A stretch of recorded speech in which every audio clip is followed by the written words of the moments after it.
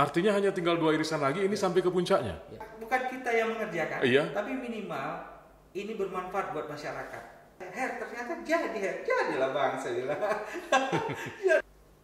Saya sampaikan itu pada istri. Karena siap, kapan?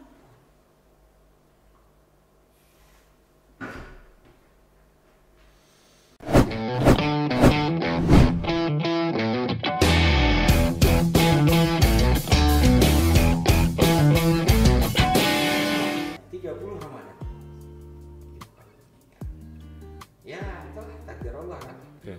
Nah, saya akhirnya tetap berangkat. Tapi yang punya mak, saya ambil uangnya, setengahnya saya kasih ke ayah, setengahnya saya kembali bayar lagi untuk menghadirkan beliau. Iya. Niat saya itu kan, pulang saya ikhtiar kan, insya Allah saya berangkat lagi. Alhamdulillah Allah kasih izin lagi 2011 saya berangkat haji untuk menghajikan mak, pergi berangkat pakai bus lagi saya. Nah disitulah saya kenal dengan seorang Pak Dasrul yang pemilik Abu Darda. Oh. Itu kami, 2007 ya, maaf 2007 kami udah berangkat sama-sama sama beliau. 2011 berangkat lagi ketemu beliau. Ketemu beliau lagi. Itulah Allah maha besar, maha kuasa, maha kaya. Ketemu beliau lagi, ya itulah saya ibadah haji. Nah dikasih kesempatan lagi kemarin 2019 berangkat lagi. Haji lagi. Dengan istri, ya itulah Allah maha kaya kan. Kita menjalani hidupnya aja dengan apa adanya. Nah, itulah proses saya.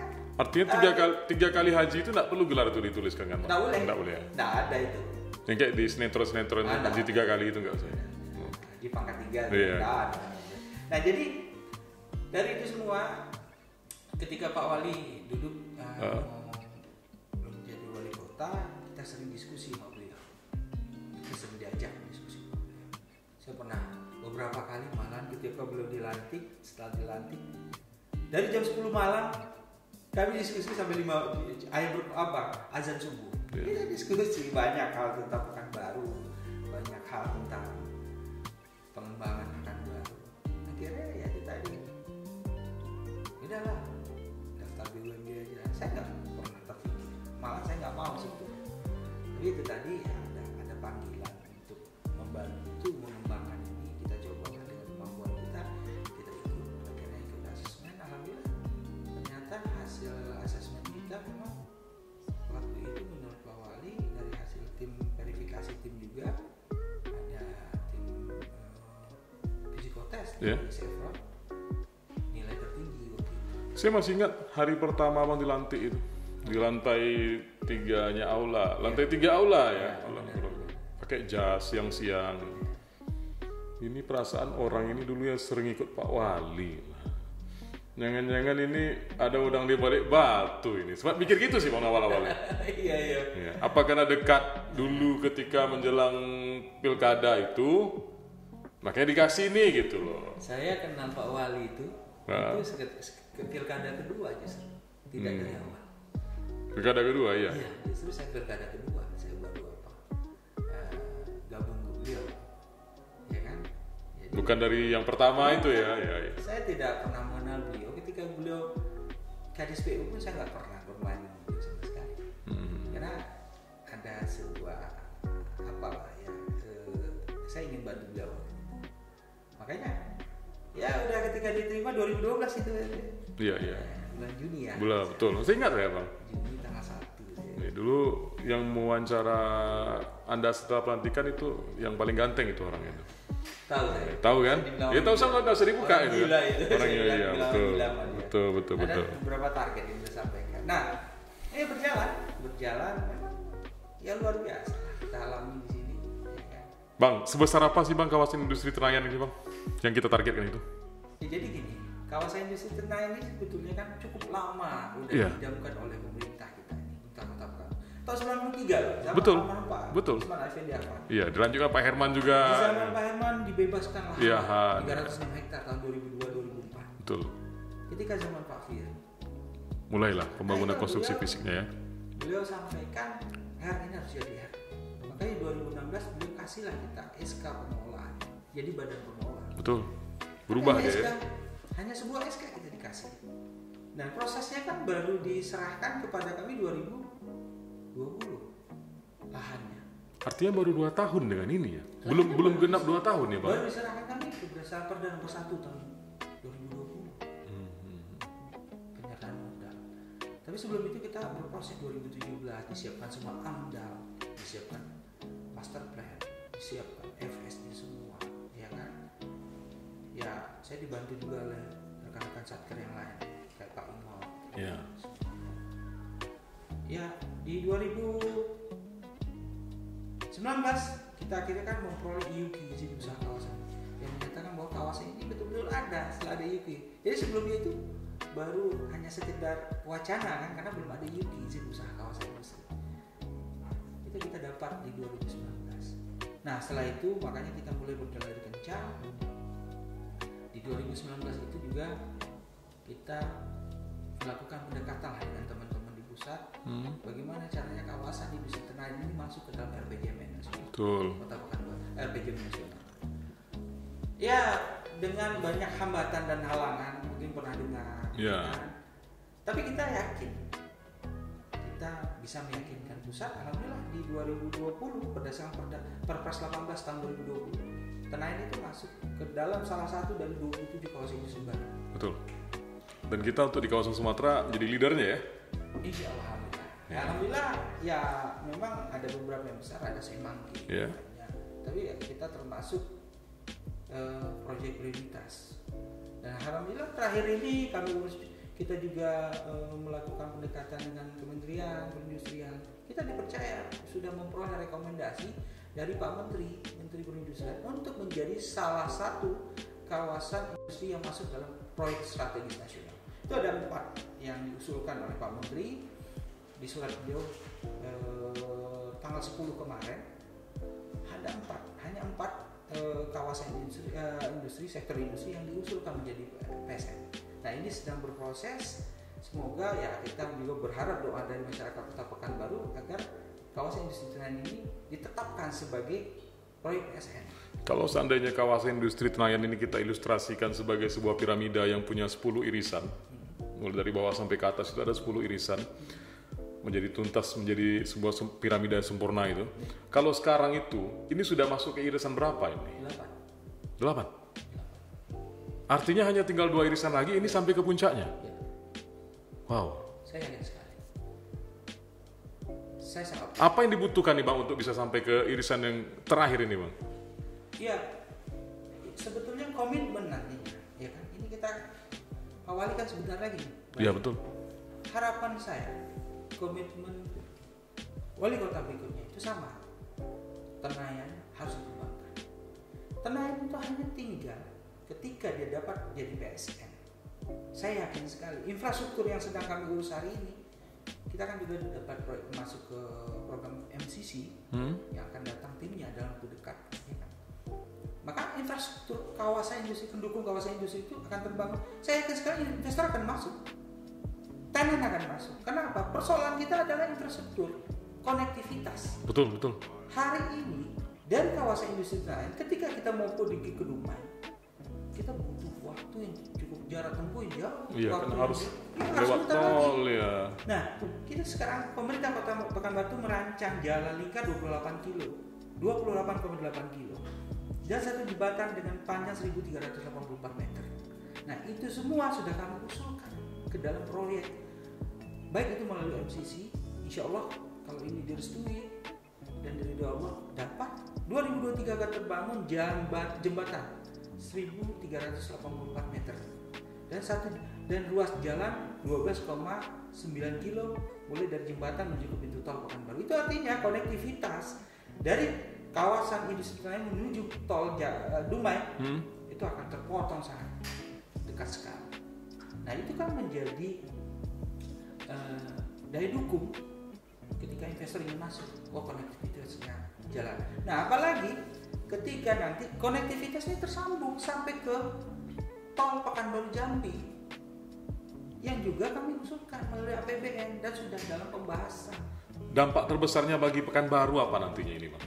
Kalau kita boleh mereka-reka lah nih. Jadi jika kawasan ini sesuai dengan harapan kita terbangun, sekarang itu kita punya lahan 306 hektar sudah dibeli oleh PLN, 40 hektar, sisa 260. rencana pengembangan kita itu bisa mencapai 1.500 sampai 3.000 hektar. Nah, kita tidak usah bicara sampai 3.000 hektar. Kita bicara dari target yang dibahas dalam RPJMN itu 1.550 hektar.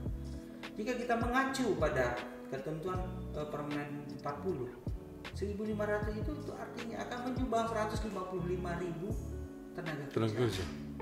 Akan terbuka buat masyarakat Kota Pekanbaru dan Riau pada umumnya. Itu pertama. Kedua, perkiraan pendapatan negara itu sekitar 14,5 triliun. Dari situ? Dari kawasan industri Senayan. Yang ketiga, PDRB akan berpengaruh 146 triliun. Dan itu multiplier efeknya sangat luar biasa buat Kota Pekanbaru. Saya sangat yakin ini bisa terwujud. Sangat yakin. Ini kalau seandainya, ini kan kalau kita gambar-gambarkan sekarang ada lahan 1.600 hektar lah kita misalnya. Ya. Ini sekarang sudah berapa persen ini yang sudah tergarap ini, Bang? Ya kita saya sampaikan tadi bahwa pemerintah sudah membebaskan 306 hektar. Oke, ya. 40 sudah terpakai oleh PLN. Oh ya. Ada lagi Medco Energi 9,1 hektar. Walau memang tidak berada di dalam 266 hektar sisa, tapi berbatasan langsung, bagian dari itu sebetulnya. Masuk dalam kawasan industri gitu ya. Ibarat kata kalau sebuah masjid itu terasnya lah. Boleh betul. Nah, itu betul. Berada di terasnya kawasan industri yang ada saat ini. Gitu. Iya. Nah itu artinya sebetulnya kawasan industri ini udah jalan, udah ada 2 tenang gitu. PLTU ya kan, dan gas itu ya. Iya, seperti Oke. gitu. Nah tinggal kita menunggu. Nah jadi saya confident saya kenapa? Kawasan industri Senayan ini merupakan kawasan industri yang ada di RPJMN, 27 kawasan industri yang dalam RPJMN, kawasan industri yang paling lengkap, paling terpenuhi. Se-Indonesia? Saya aku yakin. Kenapa? Pertama, kita itu memiliki 2 pembangkit listrik dengan gas dan uap itu ya. 495 mega. Itu artinya listrik kita aman. Dan Tunggu. Ini gas ini yang diurus waktu 2014 ya di PGN. Yes. Nah, inilah. Kita ke PGN. Iya. Di sana kita sempat ribut. Iya. Gara-gara itu. Iya. Betul? Iya. Oke, lanjut betul. Gara-gara itu ya. Gara-gara itu ya, itunya cukup di situ gitu. Oke, sip. Ingat. Oh, ingat kali lah. Kita berjibaku mengurus ini dianggap mimpi oleh seseorang. Bolak-balik ya, Jakarta ke sana. Iya. Betul. 2 tahun. Iya. Alhamdulillah kan masuk akhirnya. Ada, walaupun bukan kita yang mengerjakan, tapi minimal ini bermanfaat buat masyarakat. Iya. Lu tahu lah. Iya, saya tuh soalnya dari nol. Iya, betul. Nah, jadi Tenayan itu punya 2 pembangkit listrik. Kehandalan listriknya jangan diragukan. Dan itu jarang dimiliki oleh sebuah kawasan. Ya, ada uap dan ada gas ini ya gitu. Bukan hanya uap, tapi listriknya gitu. Kita listriknya, tidak bicara uap dan gas itu, oke. Tapi kita sudah punya pembangkit di situ. Artinya punya daya gitu ya? Ya. Oke. Kedua, ada 2 sumber gas. Dan itu juga jarang dimiliki oleh sebuah kawasan industri. Kita punya gas yang berasal dari sumber bentuk EMP, energi mega persada. Itu harganya itu cukup murah. Harga ekonomis hari ini sekitar $6. Kita sudah diskusi dengan mereka. Kedua, pipa gas itu yang berasal dari PTLS TGI. Nah, sekarang yang masuk ke rumah-rumah warga itu dari mana, Bang? Itu dari pelala yang dari apa? Yang ada beberapa kecamatan itu ya? Tenayan, ya, oke. Itu juga program yang kita Yeah. kerjakan juga kan. Iya. Itu 2012 saya bersama dengan almarhum asisten 2 Pak Julpikar. Ya, benar. Beliau lah mengingatkan Pak Heri ini ada program. Ayo kita minta surat ke Pak Wali. Gas rumah tangga ya? Ya, Pak Wali teken saya lah mengantar surat ke tahun 2012. 2015 disetujui 5.000 sambungan, tapi yang terrealisasi 3.713 sambungan. Kerjasama dengan Disperindak waktu itu ya? Iya, Disperindak. Nah, jadi hari ini Jarkesnya udah punya 12.000 sambungan, lebih malah.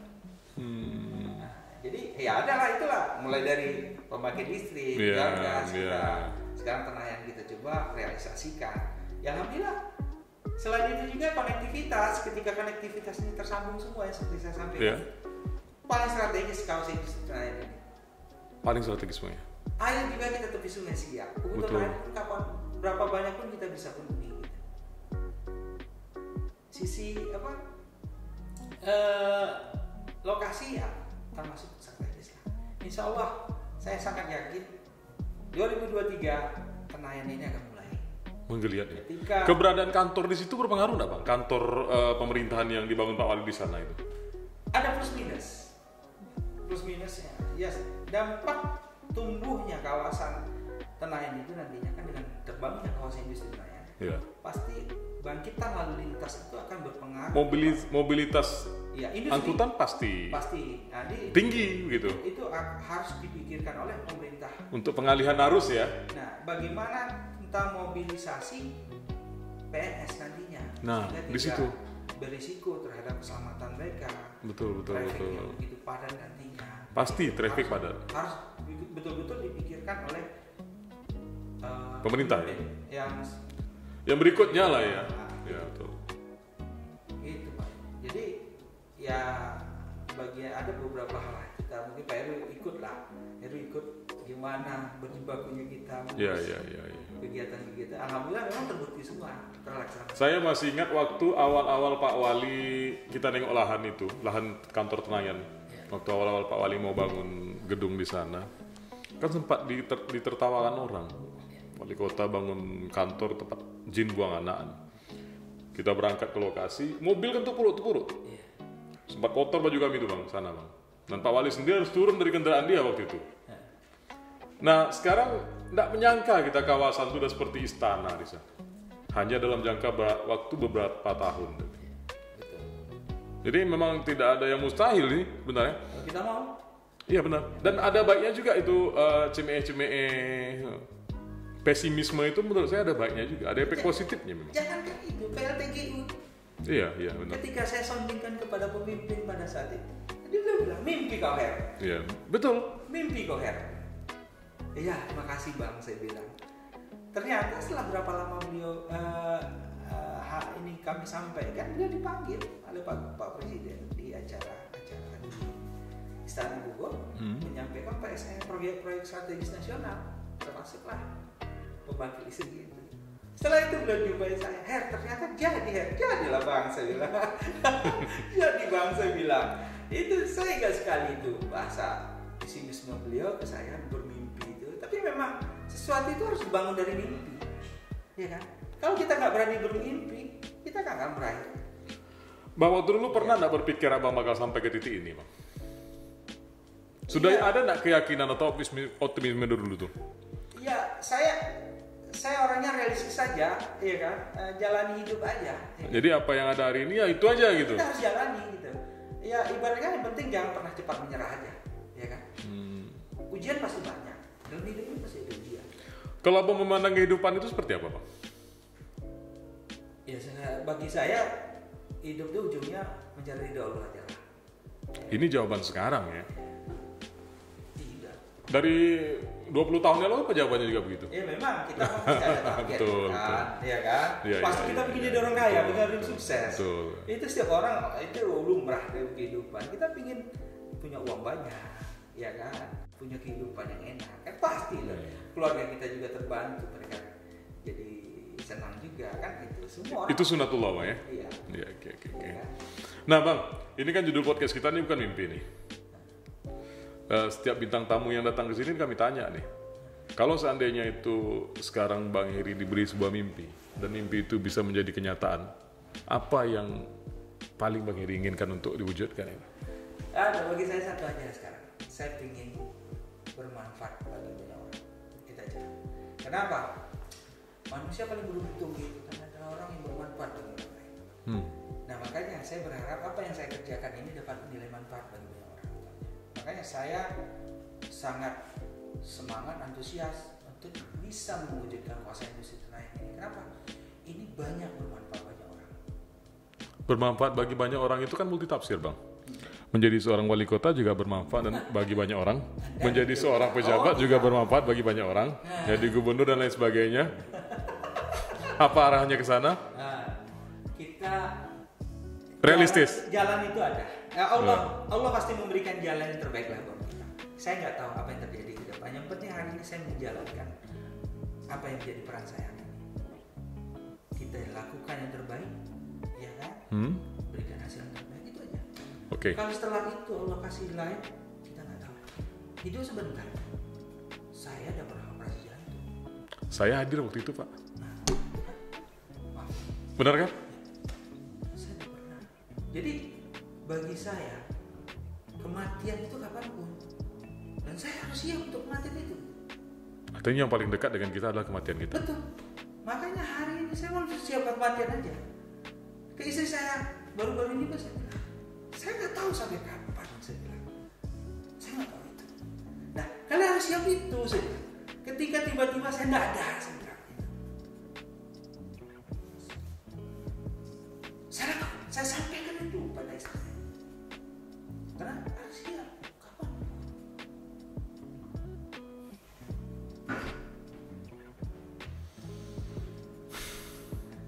Ya itu harus jalan.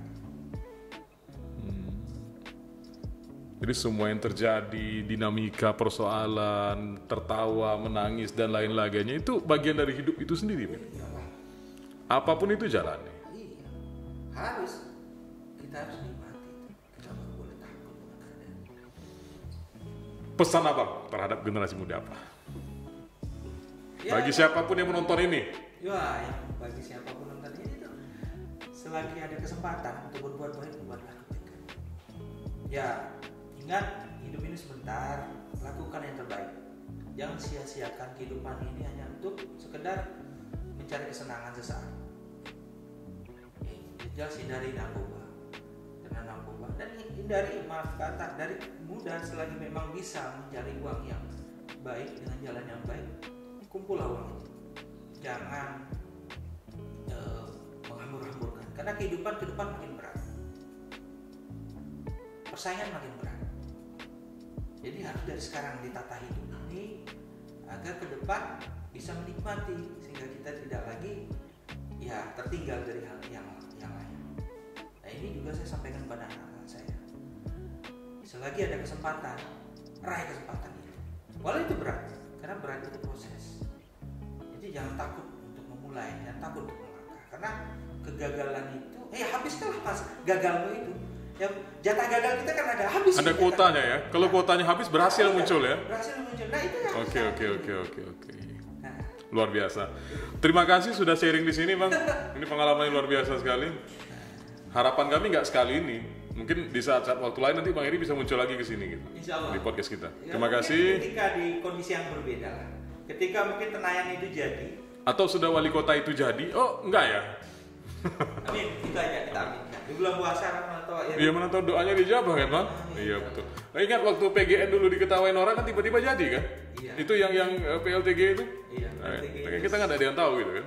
Perjalanan hidup yang luar biasa juga. 2 tahun saya berjuang. Iya. Sempat banyak hal yang saya hadapi di kehidupan. Jadi terima kasih Bang sudah hadir ke sini. Makasih. Siap, terima kasih sudah memberikan cerita-ceritanya. Sehat terus Bang Heri. Amin. Selamat datang di dunia nyata karena ini bukan mimpi. Heri Susanto.